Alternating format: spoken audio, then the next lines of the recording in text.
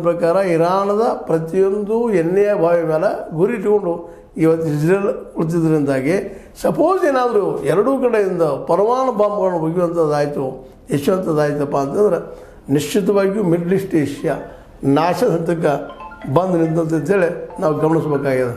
ಒಟ್ಟಾರೆಯಾಗಿ ಈ ಇಬ್ಬರ ಮಧ್ಯದ ಎರಡು ರಾಷ್ಟ್ರಗಳ ಮಧ್ಯದ ಏನು ತಿಕ್ಕಾಟದ ಇದು ವಿಶ್ವಕ್ಕೆ ಹಬ್ಬುವಂಥ ಸಾಧ್ಯತೆಗಳು ದಟ್ಟವಾಗಿ ಕಾಣ್ತವೆ. ಈ ಮಧ್ಯದಲ್ಲ ಈ ನಮ್ಮ ಇಸ್ರೇಲ್ ಆದರೂ ಸಹಿತ ಇಂಡಿಯಾ ಇದ್ರ ಮಧ್ಯಸ್ಥಿಕೆ ವಹಿಸಲಿ, ಭಾರತ ಮಧ್ಯಸ್ಥಿಕೆ ವಹಿಸಲಿ ಅನ್ನೋಂಥ ಕೂಗನ್ನು ಹಾಕ್ತಾಯಿದ್ದಾರೆ. ಇದು ಇನ್ನು ಭಾರತಕ್ಕೆ ಯಾವ ರೀತಿಯಾಗಿ ಇದು ಬಂದು ತಗಲಾಕೋಬೋದು ಅನ್ನೋದು ಅಷ್ಟು ಅನ್ನುವಂಥ ವಿಷಯ ಇದೆ. ಇವತ್ತು ಭಾರತ ಯಾವ ನಿರ್ಧಾರ ತೊಗೊಳ್ತದ, ಮೋದಿಯವರು ಯಾವ ನಿರ್ಧಾರ ತೆಗೆದುಕೊಳ್ತಾರೆ, ಏನು ಇರಾನ್ ಪರ ಆಗ್ತಾರೋ ಏನು ಇಸ್ರೇಲ್ ಪರ ಆಗ್ತಾರೋ ಅನ್ನುವಂಥದ್ದು. ಯಾಕೆಂದ್ರೆ ಇರಾನ್ ಜೊತೆಗೆ ಸಂಪರ್ಕ ಚೆನ್ನಾಗಿದೆ, ನಮ್ಗೆ ಆಯಿಲ್ ಬೇಕೇ ಬೇಕೀಗ.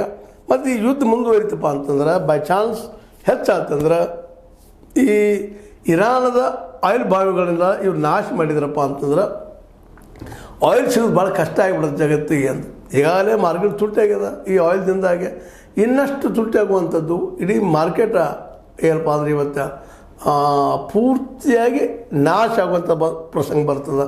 ಜನಸಾಮಾನ್ಯರ ಪರಿಸ್ಥಿತಿ ಇನ್ನೂ ನಾಶಕ್ಕಾಗ್ತದೆ ಅಂತೇಳಿ ತಜ್ಞರು ಮಾತಾಡ್ತಾ ಇದ್ದಾರೆ. ಇದರ ಅರ್ಥ ಏನಪ್ಪ ಅಂತಂದ್ರೆ ಇಸ್ರೇಲ್ ಕಡೆಗಾದರೂ ಭಾರತಕ್ಕೆ ತೊಂದರೆ, ಇರಾನ್ ಕಡೆಗಾದರೂ ಭಾರತ ತೊಂದರೆ. ಈ ಒಂದು ಶಂಕು ಸ್ಥಿತಿಯಲ್ಲಿ ಭಾರತ ಸ್ಥಿತಿ ಅದ.